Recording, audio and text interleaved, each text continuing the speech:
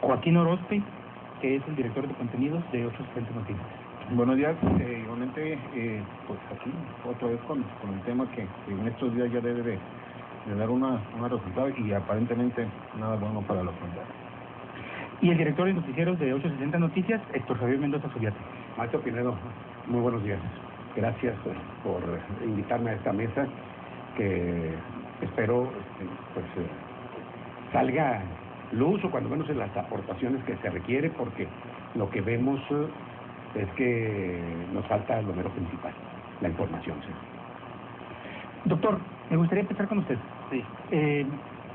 Ya hemos abordado el tema de hecho se ha abordado en los diferentes espacios noticiosos de 860 Noticias. Este es el gran tema de la agenda nacional y el gran tema que interesa sobre todo a los fronterizos.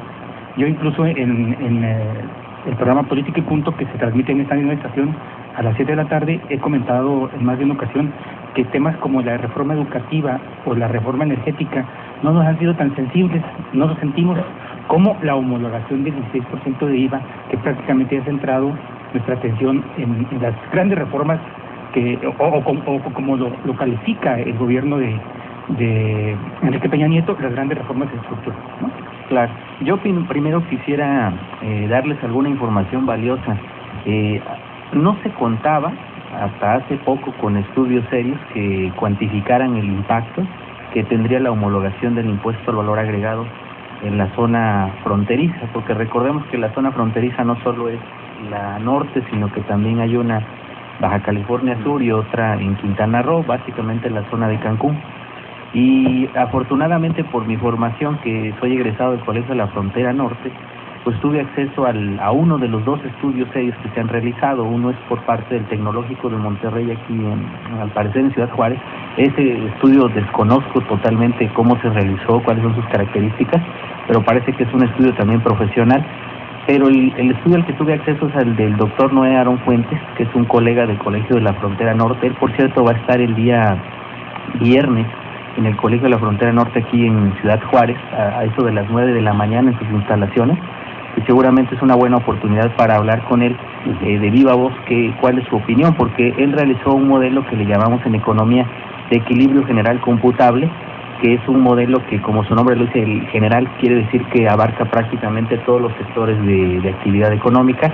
Él utilizó solo la información de Baja California, porque lo que ocurrió es que los empresarios, los políticos allá, sí se acercaron con el colegio, se acercaron con él y hubo un pago para que realizara este proyecto de investigación rápidamente y le presentara a su vez a la Secretaría de Hacienda y Crédito Público en Ciudad de México las razones por las cuales no debe de homologarse el impuesto al valor agregado. Y los resultados son muy interesantes. Los resultados son que efectivamente no se va a recaudar tanto como se esperaba.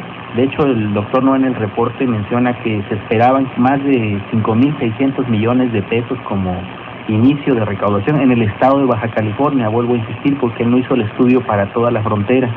Y entonces él encuentra en el estudio que apenas se recaudarían menos de 4.000 millones, con lo que la meta de recaudación no se alcanzaría. Eso por un lado. Y luego por el otro, él encuentra que se perderían algo así como 30.000 empleos formales, habría una pérdida de 1.000 millones de pesos en términos salariales y una caída en el producto de Baja California de 4.5%. Las razones por las que él encuentra estos resultados es por un punto de partida obvio del estudio, que sería que los cambios en materia impositiva, cuando son a la alza, tienen un impacto sobre producción y sobre consumo. Y entonces, bajo esos mismos escenarios, trasladado a Ciudad Juárez, pero sin tener los resultados, porque no lo hizo para Ciudad Juárez, seguramente los resultados son los mismos. Es decir, hay una pérdida de crecimiento, hay una pérdida de empleo, una pérdida de capacidad adquisitiva de los salarios, y no seguramente se va a recaudar tanto como el gobierno federal estima. Eso sería lo primero que quisiera informarles, y eso nos lleva a otro asunto todavía más grave, porque al parecer él fue al palacio, a la sede central del gobierno, en el Zócalo, donde están las autoridades, a hablar con Luis Videgaray, y él comenta ya en corto que Luis Videgaray es un economista, un secretario muy abierto, que lo escuchó, que le dijo que el estudio, que lo felicitó incluso porque el estudio es muy técnico. Estaba él y estaba Alejandro Brugués, que es otro economista que está también en el Colegio de la Frontera Norte, que participó en el proyecto, y mencionan que los felicitó, que le dijo que estaba técnicamente muy bien, o sea que aceptaba que iba a haber un impacto, pero que ya no estaba en sus manos el hacer ninguna modificación porque ya la propuesta de reforma había sido enviada al Congreso, y que lo que podía hacer es recomendaciones a los diputados, a los senadores, para que tomaran en cuenta los impactos que se estaban presentando en el documento. Pero hoy en día la nota más reciente es que hoy ya cambió de parecer, y hoy la idea es que ya un subsecretario de la Secretaría de Hacienda rechazó la validez del estudio técnico presentado tanto por el Colegio de la Frontera Norte como el Instituto Tecnológico de Monterrey. O sea, se presentaron los datos y luego se dio un tiempo para que la Secretaría viera si el estudio estaba técnicamente bien realizado, y según ellos, lo cual dudo, que el estudio no está bien realizado y por lo tanto no se pueden tomar en cuenta estos resultados que les he dicho, esas pérdidas económicas que se generan como resultado de la homologación. Entonces el mensaje en realidad es que ellos ya políticamente, esto ya no es técnico, esto ya no pasa por lo profesional, por lo económico, sino está pasando por lo meramente político. Ellos ya tienen una clara intención de homologar el impuesto al valor agregado, y la meta seguramente, al menos como especialista, supongo, es captar más recursos para que de esa forma ellos puedan gastar más en programas sociales. Me parece que ese es el objetivo central que tienen, y a partir de eso recuperar la posiblemente pérdida de confianza que tendrían de la ciudadanía por impuestos tan altos ya, ¿no? Pero lo tratarían de regresar en programas sociales. Lo que no entendí es, Luis de Garay dice que el estudio es bueno, o sea, le gusta, lo acepta, pero un subsecretario lo rechaza. Así es, porque Luis Videgaray evidentemente tiene que delegar parte del trabajo, como todos, y entonces en el momento de la presentación, que fue hace una semana, él aceptó que el trabajo estaba bien, que le parecía que había bases para discutir porque había sido técnicamente ejemplar, pero luego se da una semana para que otros, asesores de él y subsecretarios del ramo lo revisen. Hay uno en especial que está poniendo todas estas trabas, y es el que está realmente detrás de estas ideas. Se llama Miguel Mesmacher. Es un economista que hace un tiempo estuvo en el Banco Central, ha publicado bastante, es un economista egresado del medio académico que los incorpora al Banco Central, ahora está en la Secretaría de Hacienda, pero es un personaje, digamos, que está casado con la idea de que para que el sistema tributario no genere distorsiones, entonces las tasas impositivas tienen que ser homologadas, no debe de haber diferencias. Pero la formación de él no le permite ver lo que a otros sí tenemos, que es las diferencias regionales. Yo, por ejemplo, soy un economista regional, y entonces entiendo que no podemos grabar de la misma forma a lo largo y ancho del país, porque cada región es distinta. En el caso de la frontera se crea el IVA diferenciado por una razón muy sencilla, porque en los Estados Unidos se grava de manera estatal, o sea, los impuestos al consumo los cobran los estados, y los impuestos al consumo rondan entre el 6 y el 8% en la frontera, digamos, sur de los Estados Unidos. Y entonces por esa razón es que se crea una tasa menor del impuesto al valor agregado en México para que pudiéramos competir. Doctor Sánchez, dadas las condiciones económicas de la frontera norte de Baja California y la frontera norte del estado de Chihuahua, podríamos pensar que estas cifras son muy cercanas, incluso poblacionalmente muy cercanas al fenómeno que se podría presentar en Ciudad Juárez. A mí me parece que sí lo es. O sea, podríamos hablar de una pérdida de 30,000 empleos. No me atrevería a dar una de cifra. Eso es lo que quería decirles hoy, porque esa es la otra queja. Se han acercado algunos empresarios a nosotros en la Universidad Autónoma de Ciudad Juárez a pedirnos información para defender la idea de no homologar, pero también hay un detalle. Normalmente todos tenemos ya una agenda de trabajo, y nosotros también hemos pedido a ellos que entonces hagan como se hizo en Baja California, que se hizo un frente común y se hizo un pago a los que realizan el estudio técnico. Aún así fue desestimado. Y aún así, exacto. A mí me parece muy interesante esta introducción del doctor, me parece muy directa y al centro realmente del problema como análisis. Toño, amigos de la mesa y del auditorio. La verdad es que en lo político, pues es cierto lo que él dice, ya se envió, la propuesta ahí está, pero ahora se toca defenderla, ¿no? Ahora la responsabilidad está en nuestros legisladores, y entonces esta propuesta de reforma del presidente de la República ahí está, porque tiene que pasar si nos va a afectar, dice el doctor, y hablando de números, porque aquí en la zona fronteriza pues realmente nos va a golpear, o no sé si los estudios que usted tenga lleguen a la conclusión de que nos va a beneficiar cuando menos en algo, yo no sé en qué, porque va a haber pérdida de empleos, va a haber cierre de negocios, seguramente habrá fuga de capital, nada más aquí en la frontera. ¿Cuántos nos vamos a comprar a los Estados Unidos? Ahí yo no puedo calcular en este momento, pero estamos hablando de muchos millones de pesos, ¿verdad? Miles de millones de pesos los que se irán a los Estados Unidos, concretamente aquí al Paso o a Las Cruces, a donde vayamos a comprar. Entonces, a mí me gustaría ir por el número uno, que sería esto. Ya tenemos realmente con los legisladores, como dice el doctor, hay un frente común, verdadero, sólido, estudios concienzudos, porque nada más nos acercamos a llorar, ¿verdad? Como mujeres lo que no podemos defender como hombres, y digo que me disculpen los señores empresarios, pues sí, pues es que me da la impresión de que solamente defienden sus propios intereses, pero aquí nos vemos afectados todos en la comunidad fronteriza, ¿no es así? Por lo tanto, se hicieron estudios concienzudos, han sido tomados en cuenta, porque aquí, en las ocasiones que hemos tenido de escuchar a los legisladores, dicen que no hay absolutamente ningún argumento, no hay bases sólidas para tomarse en cuenta, para solicitarle al secretario de Hacienda y en este caso convencer a los diputados, que son los que tienen la última palabra, diputados y senadores, ¿no? Entonces, que no podremos convencerlos de que nos va a afectar. Aquí los 4 legisladores, los 4 diputados federales y los senadores por Chihuahua, bueno, uno de los senadores dice que no, que es Patricio Martínez. Él dice que está a favor de la reforma, pero los otros 4 supuestamente se la van a partir, van a apoyar la decisión de los... En el discurso, ¿verdad? En el discurso, exactamente. Pero no creo que sea así. La votación va a ser adversa a quienes están representando, casi lo puedo asegurar. Sí, la verdad que Joaquín. De verdad que cuando esto pasa el Senado de entrada ya sabemos que hay un traidor, que se va a votar en contra. Bueno, ya adelantándonos, pues a lo mejor si no es traición... Sí, realista, ¿no? Muy realista, sabiendo en qué terrenos pisa, ¿no? Quién es, Sabiendo qué terrenos pisa. Claro. Aunque poco lo hemos implementado como frontera de este señor, ¿no?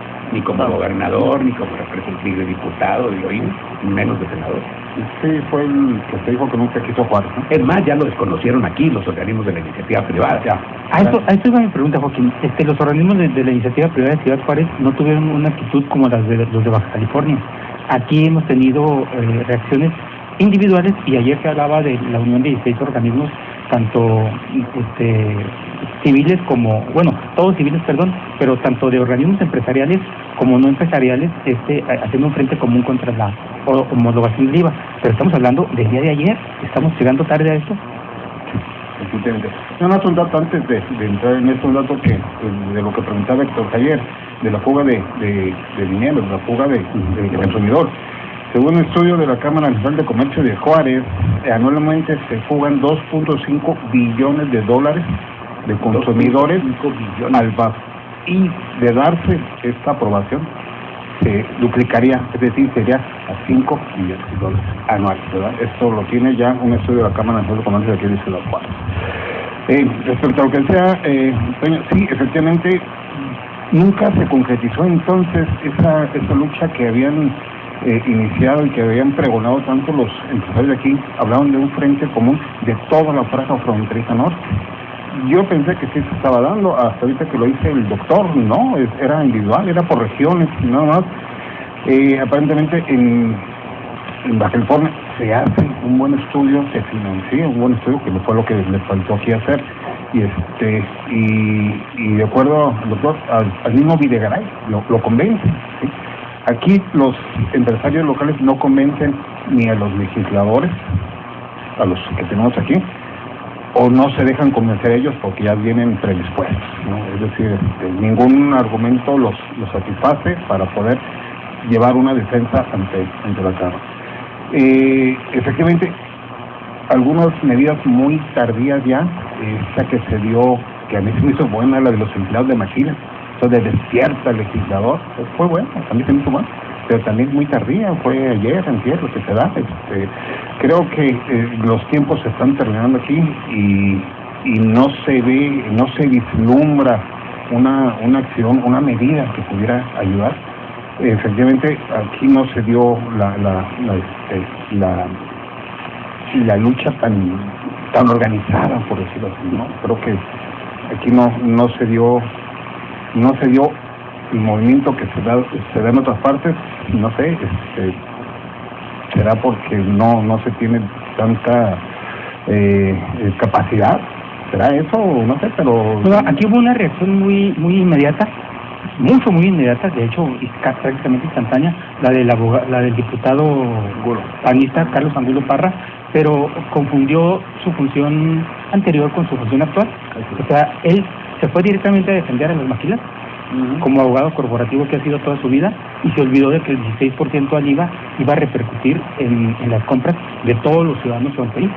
Claro, ha aumentado un 5% el costo en todas las mercancías en la frontera del ciudadano común y corriente. Él pensó exclusivamente en maquiladoras y hasta habló de paros. Sí. Él sí reaccionó de inmediato, pero como abogado corporativo, no como diputado de los 40.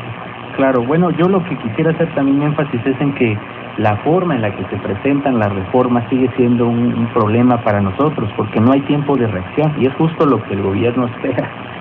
Lo hace con ese sentido. Hace tiempo publiqué un artículo que se llamaba Reforma Fiscal, porque el tema de la reforma fiscal se ha hablado tantas veces que ya es hasta cansado el tema, porque constantemente desde los años 60 del siglo XX se viene hablando de reforma fiscal en México.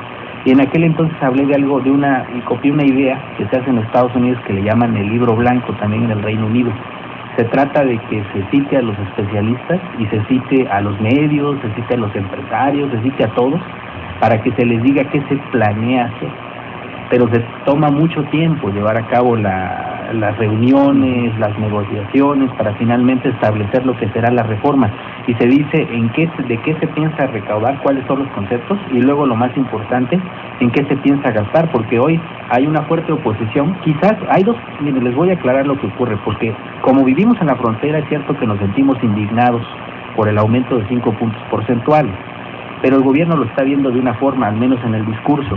Ellos están viendo que hace mucho, en algún momento en el tiempo, se decidió que la frontera pagara 5 puntos porcentuales menos. Bueno, claro que hubo un cambio por ahí en el 97, que luego haremos referencia a la famosa roqueseñal que hoy quieren volverla a revivir. Entonces, lo que ocurrió es que se creó una diferenciación pensando que esa diferenciación, o sea, en este caso de impuestos a la baja en la frontera, iba a provocar una mayor competitividad. Lo que el gobierno aparentemente en estudios que no ha publicado ha encontrado es que esta competitividad nunca se obtuvo por esa vía, y que entonces los únicos beneficiarios de esa reducción fueron los empresarios. Y entonces por eso hoy vemos en la frontera una reacción de los empresarios, porque los consumidores, nosotros siempre hemos visto a las fronteras como espacios caros, o sea, espacios costosos. Cuando uno va a Cancún, cuando uno va a Ciudad Juárez, a Tijuana, a Mexicali, y estaba uno viviendo en Cuernavaca, en Ciudad de México, en Oaxaca, en Chilpancingo, encuentra uno que los diferenciales de precios son abruptos. Es decir, que el costo de los alimentos, que el costo de los servicios es mucho más alto. Entonces quiere decir que la propuesta inicial del gobierno en ese sentido tiene algo de razón, es decir, el bajar de la tasa del impuesto al valor agregado en esta zona en realidad no ayudó mucho.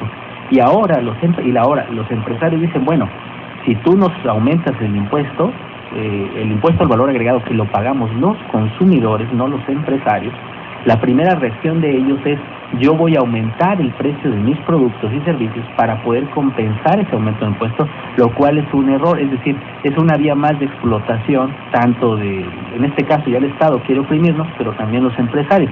Estoy recordando una nota que se dio hoy que en Cancún ya los hoteleros ya están avisando a estas compañías que hacen los acuerdos, las agencias de viajes, que ya van a aumentar los precios de las tarifas, precisamente porque anticipan que el cambio es inminente.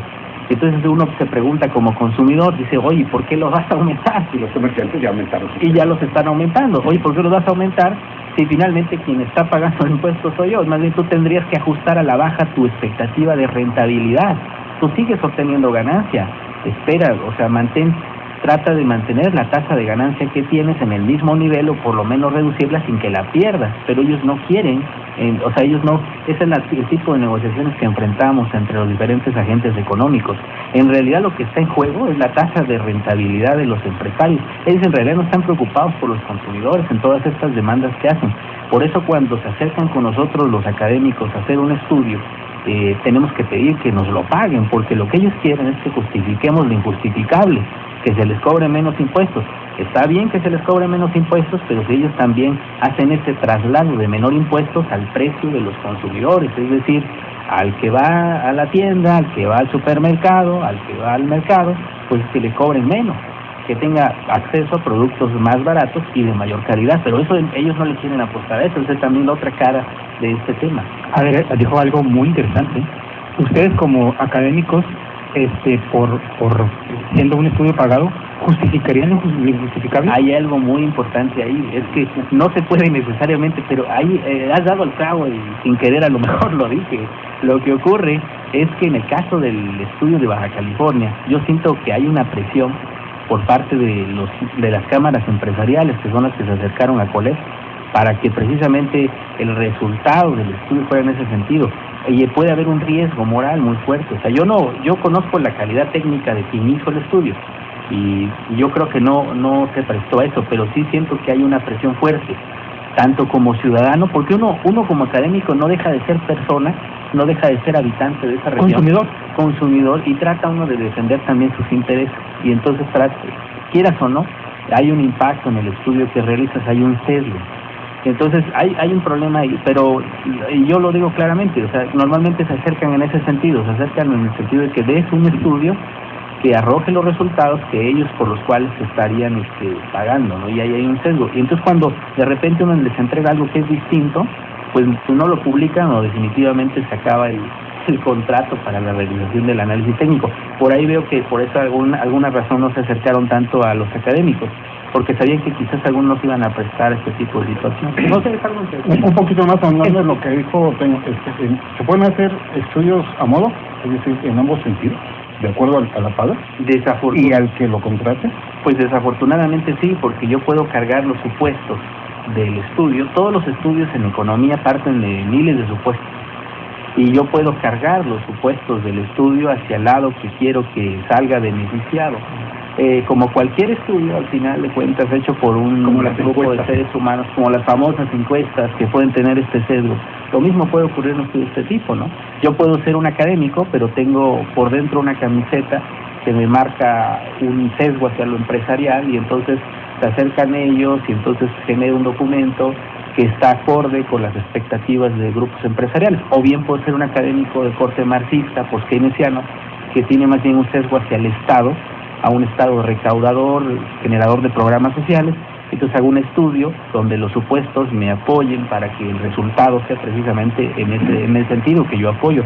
Entonces ahí hay mucha discusión, mucho debate. Yo les digo, los resultados que se tienen actualmente son esos, los de Baja California, los que conocemos, que había pérdida de empleos, pérdida de salarios, que en general habría pérdidas por la homologación. Pero también yo, sin tener un estudio, porque eso lo quiero dejar muy claro, sin tener un estudio técnico realizado, también por la formación que tengo, anticipo que va a haber un ajuste, es decir, va a haber algunos años en los cuales sí va a haber un impacto negativo en la economía, pero luego en el mediano plazo la economía gradualmente se va a ajustar hasta que este tema de la homologación quede totalmente en el olvido, pero lo que no se va a olvidar es la pérdida de poder adquisitivo y de bienestar de las familias. Es decir, se va a ajustar de tal forma que todos vamos a olvidar el tema, vamos a estar acostumbrándonos a la nueva tasa impositiva, ajustamos nuestros presupuestos, pero la pérdida de bienestar ya se dio, o sea, eso ya no se puede. ¿Qué es mediano plazo? Revertir. Mediano plazo estamos hablando de 6, 8 años, 10 años. De hecho, hay otras propuestas de gradualizar en la tasa. Había otra propuesta de por qué, bueno, sí homologuemos, pero homologuémoslo en etapas, es decir, un 1% un año, luego al otro año otro 1%, y así hasta llegar al 16%. Y hay otra propuesta más que yo podría poner sobre la mesa. ¿Por qué no mejor dejamos que el impuesto al valor agregado lo cobren los estados, y entonces los estados decidan cuál es la mejor tasa a la que se debe de grabar? Y esto es como en Estados Unidos, que es entre 6 y 8%. Entonces, un estado decía, bueno, yo quiero más ingresos porque tengo más obras que realizar, bueno, pues cobra más, pero si ve que hay suficiente ingreso, dice, no, bueno, mejor lo contengo para favorecer una mayor actividad económica. A la reforma, lo que dice el doctor, pero tenía una pregunta, Héctor Javier. ¿Será por esto, porque el consumidor no ve ningún beneficio? O sea, para él ya el paso es más barato, punto. Y lo ha sido con el 10%, con el 11%, y lo será con más razón con el 16%. Entonces, siendo nada más, por eso es que los organismos empresariales de Juárez son los únicos que han reaccionado, y han reaccionado sobre todo en declaraciones y discurso, más que en estudios y en fundamentos o en argumentaciones sólidas sobre sus posiciones. Sí, es cierto lo que acaba de decir el doctor, y en términos de competitividad, desde mi muy humilde punto de vista, el problema es que desde el centro nos han visto siempre como privilegiados, ¿no? Lo que pasa es que la situación de la frontera, pues se trata de una competitividad internacional. Nosotros aquí en otras condiciones estaríamos solamente como vamos, ¿verdad? En términos de competencia, ¿cómo vamos a competir, verdad? Cuando nosotros estamos pagando el 16% contra Texas, que paga, no sé, el 8.5 o menos porcentaje, por ejemplo, que si nos vamos al mall aquí en Nuevo México. Entonces, eso nos pone en serio riesgo. Pero yo preguntaría, y sobre todo que tenemos aquí a un experto, el doctor, que es economista, y que a mí me gustaría preguntar cuál sería realmente el daño, es decir, hasta dónde se ponen en riesgo las inversiones y el crecimiento económico de nuestra zona, esta zona donde vivimos hoy, doctor. Pues a mí me parece que sí hay un impacto había mencionado el impacto sobre el consumo, va a haber una reducción en el consumo, es natural, y esa reducción en el consumo es la que nos va a llevar a la reducción de la producción y a la reducción de las inversiones. Porque evidentemente la zona, ¿por qué son los precios más altos en la frontera? ¿Cuál es el punto de partida desde un análisis económico? Porque hay más demanda. ¿Y por qué hay más demanda en la frontera? Porque hay ingresos más altos que en el resto del país. Les puedo decir con eso sí preciso que el ingreso per cápita de las zonas, ciudades fronterizas, es 3 veces mayor al del promedio nacional. Eso es un hecho. Y eso lo conoce bien el gobierno federal, y de ahí la idea que tiene de que somos prácticamente una zona aventajada. Sí, entonces hay que sangrarlos a ellos porque ellos tienen ingresos 3 veces mayores que el promedio nacional. Entonces va a haber una reducción en el consumo producto de las mayores tasas, y entonces lo que va a provocar es que haya un menor ritmo de producción. Pero recuerden que no toda la producción que se realiza en la región fronteriza es producción para el mercado local, también recuerden eso, que es una buena parte son industrias que producen aquí, pero mandan lo producido incluso la mayor parte, ¿eh? Incluso la mayor parte, ¿no? Porque nuestras economías, digamos, están maquilizadas, vamos a utilizar ese término. La maquiladora es una fuente importante tanto de producción como de empleo. Entonces, en ese sentido parece que la reforma no va a afectar tanto porque ellos sí lograron presionar, sí lograron llevar a cabo todo el cabildeo que tenían que hacer, y entonces la reforma se viene atrás en los principios que tenía de gravarla más. La homologación parece que sí va, entonces digo, reduce el consumo, eso va a reducir las posibilidades de venta, por tanto las posibilidades de producción, y va a reducir un poco algunas inversiones. Pero francamente yo creo que el impacto no va, me estoy otra vez arriesgando, yo creo que el impacto no va a ser tan dramático como normalmente comentan algunos en algunos espacios que he oído, que hablan como si fuera el final de la frontera norte de México. Sin embargo, perdón, ¿no es el final o es que es post-keynesiano usted? No, bueno, ahora a eso voy también, a eso es muy interesante lo que me dices. Bueno, voy a comentarles el resultado de un estudio ya técnico, esto sí, y que puede, como he dicho, puede tener un sesgo, ¿verdad? Porque la ciencia económica no es como la física, no es como la biología, es una ciencia distinta, es una ciencia que tiene bastantes sesgos.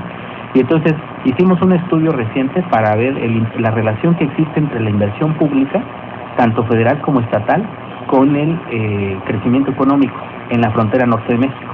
Y el resultado mío, exacto como bien dices, es que yo pensaba que a mayor gasto público, mayor gasto en inversión, mayor crecimiento. Sin embargo, usted acaba de decir también que mucho es cuestión de costumbres. Incluso el maestro Pinedo preguntó, sí, ¿como cuánto es a mediano plazo? Claro. Y usted dijo 7, 8 años. Sí. Aquí el problema es eso, que nos golpea. Nosotros, por ejemplo, aprueban la reforma hacendaria como bien, en esa cuestión de costumbre, sí, pues nos vamos a dejar que transcurran a lo mejor 7, 8 años. Nada más que en esos años, pues vamos a estar, insisto, en completa incompetencia con los Estados Unidos. Pero no solamente eso, aquí seguramente la decisión va a provocar el cierre de empresas, con ello va a provocar el desempleo, va a crecer el desempleo y la inseguridad en consecuencia, ¿no? Y estamos hablando solamente del 11 al 16%. No hemos analizado todavía otros puntos de la reforma hacendaria que también estarían vamos ICR. benéfico, incluso hasta de desastre, sin ser agoreros del mismo. Claro, bueno, Déjeme decir, yo difiero con usted cuando dice que no va a ser dramático. Yo lo veo en mi caso concreto, así dramático de mi economía familiar. Yo lo puedo decir, por ejemplo, necesito comprar una camisa, una camisa formal. Aquí en Juárez, de una calidad mediana alta, no baja de los 450 pesos, más o menos. En El Paso me va a costar entre $20 y muchas veces que hay especiales hasta $14, ¿sí? Que me sube un 8% allá, que además ese 8% de impuestos me lo van a regresar, si lo pido me lo regresan.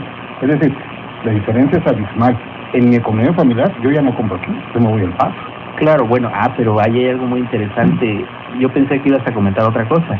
Las clases medias que tienen visa y que pueden cruzar a los Estados Unidos, precisamente no se van a ver afectadas tanto porque precisamente pueden ir a un lugar, a un espacio geográfico distinto en el cual pueden adquirir los bienes y los servicios que necesitan a un menor precio. El impacto sí viene por el lado, el otro, que es que la gente ya no compra aquí y que entonces, lo que sí bien dices... Te digo que se podría multiplicar el número de personas que cruzan en este momento. Exactamente, entonces se multiplicaría con personas como tú, que bien dices, bueno, me voy para allá porque allá es mucho más barato, pero al hacerlo, entonces desproteges a los negocios de Ciudad Juárez. Entonces los comerciantes locales dicen, bueno, ya nadie me compra o me está comprando menos, pues entonces tengo, la primera estrategia de ellos no es reducir el margen de rentabilidad, como yo he dicho, qué bueno que fuera eso, sino simplemente es despedir. O sea, si tengo empleados, tenía 5, pues ahora son 4 o son 3. Pero acaba de decir otra cosa muy importante. Usted habló de que ya todo empieza a subir, se están preparando para subir los precios. Va a subir el transporte aéreo, va a subir, por supuesto, el transporte foráneo por carretera, va a subir absolutamente todo, doctor. Yo le preguntaría, ¿que esto no afecta la condición económica de las familias? Porque finalmente es donde pega todo, ¿no? Nosotros somos los paganos. No, definitivamente la va a afectar. Es que el punto es que sí va a haber una afectación, que sí va a haber consecuencias, pero yo a lo que me refiero es que no va a haber ese escenario apocalíptico, o sea, exagerado. O sea, va a haber un ajuste, pero vuelvo a insistir, no es porque yo esté defendiendo la reforma. No nos vamos a morir, pero exacto. Yo sé que es complicado porque al final sí se reduce. Económicamente todos tenemos una restricción presupuestaria, que tenemos un dinero ahí, pero si ese dinero es constante y los precios que nos enfrentamos de los bienes y servicios se han incrementado, pues obviamente es como si ese dinero se hubiera reducido, y eso es justo lo que va a ocurrir. Yo lo que aquí encuentro como única solución es que los empresarios, así como se están uniendo para ir en contra de este incremento, pues también se unan para mantener la estabilidad de los precios. Es decir, que también ellos se pongan de acuerdo, ¿verdad?, para decir, ¿sabes qué?, para no perder competitividad, dado que ya el gobierno federal ya nos arruinó las posibilidades de venta con estos aumentos de impuestos, pues entonces nosotros vamos a hacer una estrategia bien clara en Ciudad Juárez, en Tijuana, en un imposible. Claro, estarían dispuestos a perder renta. Yo sé que es poco probable, pero es la única entonces estrategia que tenemos. Y la otra, la que iba, que no acabé, es que en el estudio yo esperaba que la inversión pública le pegara positivamente al crecimiento, y los resultados para el 2011 fueron al revés, que la inversión pública no tiene un impacto positivo sino negativo sobre el crecimiento. ¿Y cuál fue la explicación en el estudio? Porque ¿cómo financia el gobierno su gasto? Lo financia a través de impuestos. Y entonces lo que básicamente el resultado del estudio es la inversión pública desplaza la inversión privada. Es decir, entre más estados tengamos en el país, en la frontera, o sea, más estados significa más impuestos, más gasto de su parte, entonces quiere decir que va a haber menos crecimiento económico, y entonces la reforma, y ahí está la justificación la que yo tengo como de estudio técnico del por qué la reforma es negativa, porque si el gobierno en los últimos años, el todo esfuerzo de gasto que hiciera le pegara positivamente al crecimiento, entonces yo estaría feliz y les vendría a decir aquí, ¿saben qué? Qué bueno que el gobierno va a aumentar los impuestos porque va a tener más ingresos y va a realizar más gastos. Pero el estudio técnico que realicé en conjunto con la doctora Rosa María, que es otra colega de la UACJ, es que básicamente eso no es cierto. Que a mayor gasto de gobierno, menor crecimiento, y eso tiene que ver seguramente por la forma en la que se financia, que es impuestos o bien deuda. Y todos hemos visto cómo se gasta. o cómo ¿O cómo se gasta? Porque... No, pero nosotros medimos el gasto específico en inversión pública, o sea, no medimos cualquier gasto, no medimos gasto corriente o gasto suntuario, medimos la variable gasto en inversión pública. Y esa variable que por definición tendría que tener un impacto sobre el crecimiento, no lo tiene. La primera explicación, les digo, es eso, porque lo hace a través de impuestos que le quita a alguien que sí genera riqueza, que son las empresas, y entonces a partir de ahí distorsiona toda la actividad económica. Porque, por ejemplo, en la cuestión educativa tenemos un gasto que es abundante, pero tenemos también abundantes penurias en las escuelas. Claro. Entonces, ¿dónde está el recurso? El recurso público, ¿dónde quedó? ¿Dónde quedó la bolita ahí? Ahora la otra es que las estadísticas a veces se reportan, digamos, que gastaron 1,000, pero todos sabemos que esa estadística reportada ocurre que no es necesariamente cierta. O sea, a lo mejor solamente se gastaron 500, pues se reportaron 1,000 y los otros 500 se van a desvíos hacia el exterior. Recordemos estos famosos casos de gobernadores que en Aguascalientes, en Tabasco, que se ha visto con claridad que están viviendo en Florida o en alguna parte de Europa. Y entonces por eso nosotros nunca vemos el impacto del gasto público, porque el gasto público se encuentra en Suiza o se encuentra en Islas Caimán o en los Estados Unidos, ¿verdad? Entonces esta es otra realidad también a la que nos enfrentamos. ¿Y esto a qué nos lleva? Nos lleva a que una verdadera reforma implicaría una mejor administración del gasto. Ese es el punto. Mecanismos Para administrar mejor el gasto público. Y de que no hay opacidad, mecanismos de rendir cuentas, de rendición de cuentas. Y la otra, transparencia, y que vayan a la cárcel los que usan mal los recursos públicos. Nadie confía en esto, porque es lo mismo que me decía Héctor Javier hace rato. Yo planteé imposibles, bueno, pero es que hay que plantearlos porque es justo el camino que debemos de seguir. El planteamiento de la reforma no está equilibrado, no es una verdadera reforma, porque yo entiendo una reforma como un beneficio para todos, claro, y yo no siento que sea un beneficio para todos. A ver, estamos platicando de esta reforma como si fuera un palo dado ya. Pues es que ya, sí. Pues a ver, estamos hablando de México, en términos de ley, sí, no, pero en términos de ley, ¿aún no tenemos un margen todavía? Tenemos hasta si no mal recuerdo, hasta el 20 de octubre, pero... O sea, tenemos unas cuantas horas. Pero pues prácticamente tenemos unas horas. Esto es como los partidos de fútbol, ¿no? 60 días después. No podemos hacer. Aunque palo no hay quien lo quite, 60 días después no cuenta. Ya no hay mucho que hacer en realidad. Nada. Además, recordemos que el PRI tiene mayoría y lo que es peor, se ha aliado con el PRD, le ha dado ciertas dádivas. Otra cosa. Recuerden que se dieron ciertas dádivas al Distrito Federal. Nuevamente el Distrito Federal juega un rol importante porque parece que va a haber gasto importante para el Distrito Federal. Entonces, a partir de eso, de esa negociación a la que ya han llegado, pues ellos van a apoyar toda está aplicando no solamente los conocimientos, ¿verdad?, en economía, sino la lógica política.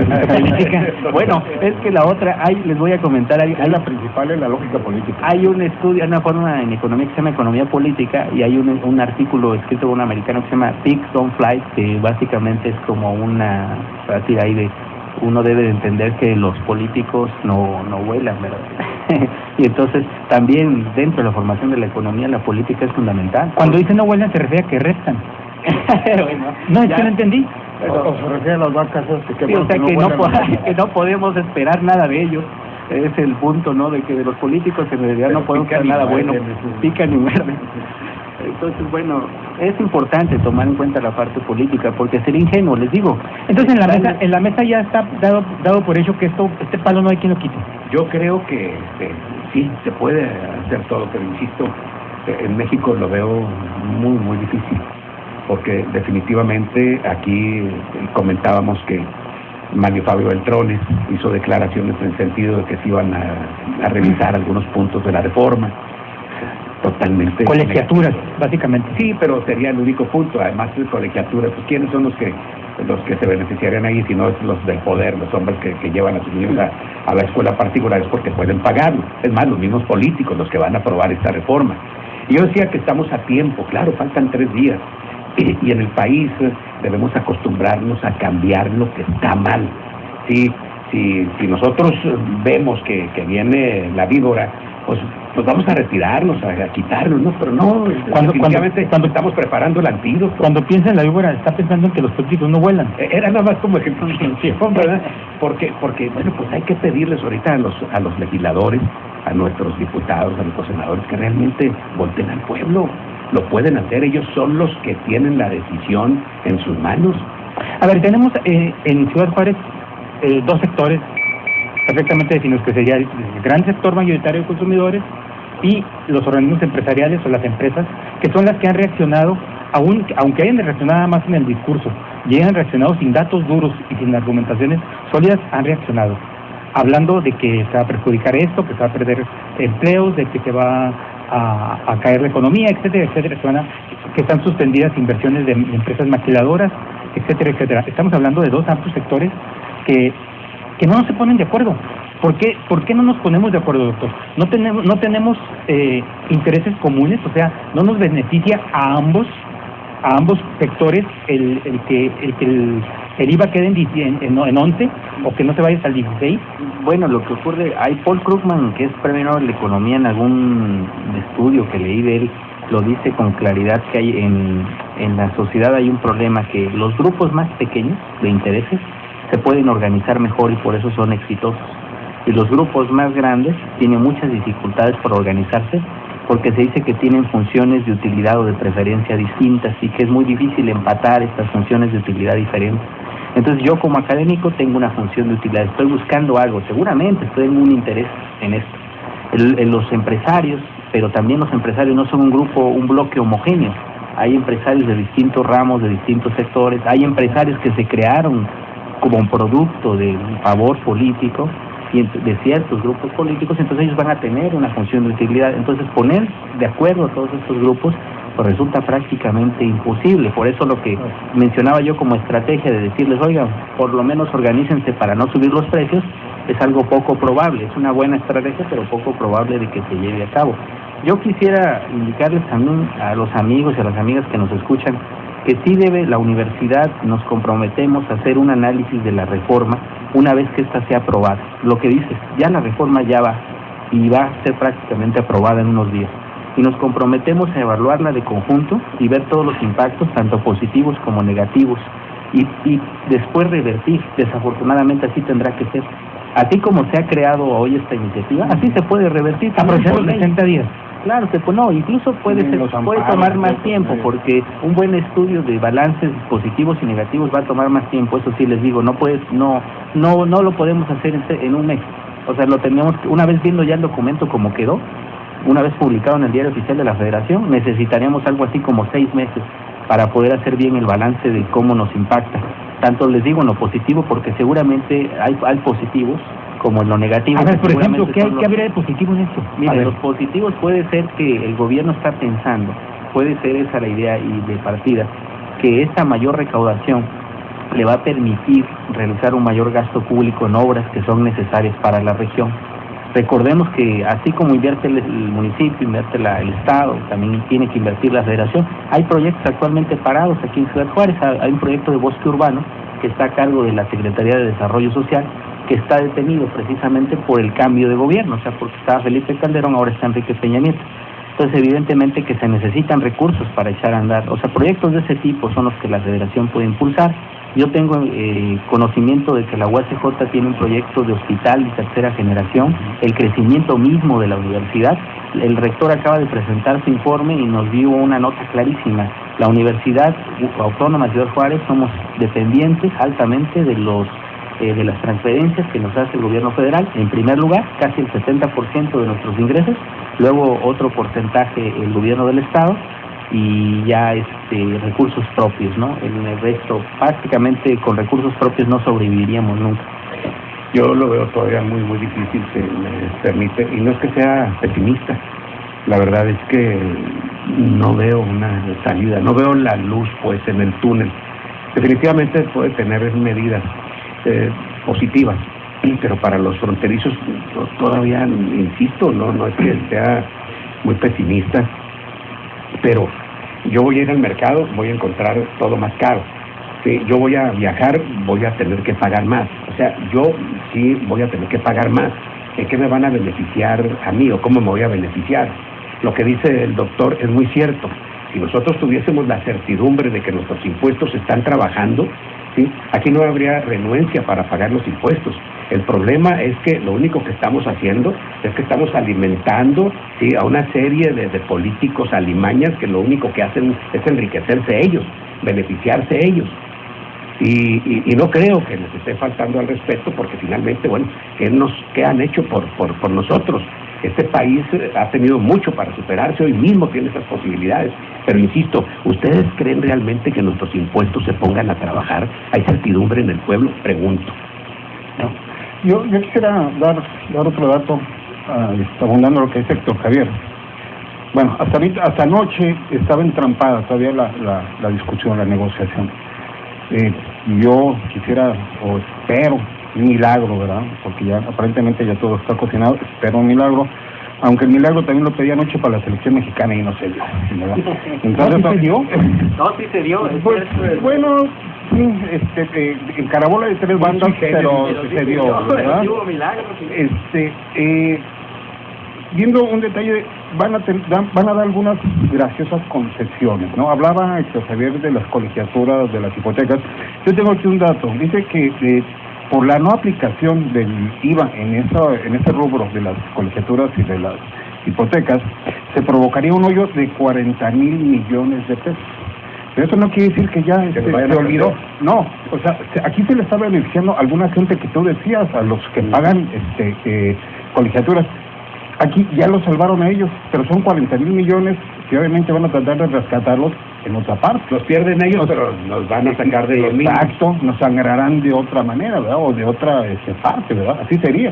Claro, bueno, yo quisiera dejarles, me recordaste, Joaquín, un estudio de el Centro de Investigación Económica y Presupuestaria, que es un organismo que está en el Distrito Federal, tiene las cifras, lo que dice Héctor también.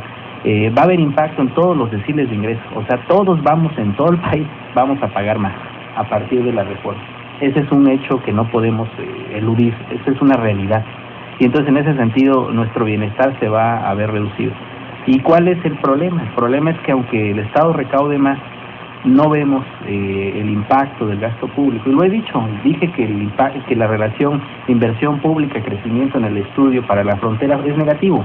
No, de hecho dijo que el gasto público estaba en casas en Miami y en casas en... Que está desviado, en Houston. Exacto, que hay un desvío hacia el exterior. Entonces, yo creo que aquí yo tratando de sacar lo positivo de todo este tema que es parece totalmente negativo, puede ser un parteaguas para la sociedad, para que nos organicemos, para que empecemos a ya generar una estrategia para revertir primero esta situación que nos está perjudicando bastante y segundo para exigir un gasto público, sí, pero un gasto público que sea realmente efectivo, que sea transparente y que sea efectivo. Yo creo que este puede ser el momento, porque normalmente siempre nos quejamos de que todo está mal y es lo que les dije hace un momento, va pasando el tiempo y nos vamos ajustando, de una u otra forma vemos cómo, pero nosotros seguimos sobreviviendo. Pero yo creo que este sería el momento para ya no seguir esa estrategia, no solo de sobrevivencia, sino también de reclamo a las autoridades ya directo, una organización que pudiéramos hacer en como bloque en contra de estas medidas que nos han perjudicado. Es que ya nos acostumbramos, doctor, haciendo símiles, la verdad es que pues ya nos acostumbramos a que nos pegan y luego nos sobamos, y si nos provoca hematoma, pues ahí nos esperamos también, ¿verdad? Que se nos quite para salir a la calle. Y ese es un problema muy, muy, muy serio. Héctor Javier, continuando haciendo uso de la palabra, ¿por qué no nos vamos a conclusiones ya? Sí, señor, adelante. Bueno, mi conclusión es definitivamente de que hay esa oportunidad. Creo que nosotros debemos organizarnos, creo que es la única salida. Y una organización no quiere decir que nosotros estemos asusando, que seamos, hagamos un llamado a manifestaciones y cosas como esta, ¿no? Simple y sencillamente a que nos organicemos.